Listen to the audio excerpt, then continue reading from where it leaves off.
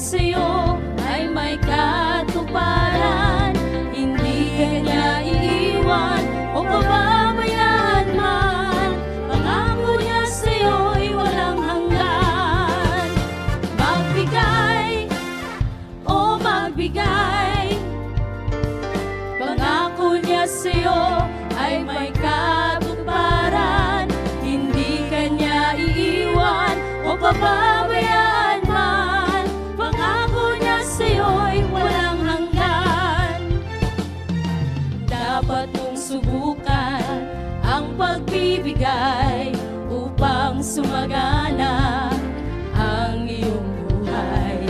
Iwaglit sa puso ang alinlangan upang buksan ng Diyos ang kalangitan. Magbigay o magbigay, pangako niya sa'yo ay may katuparan.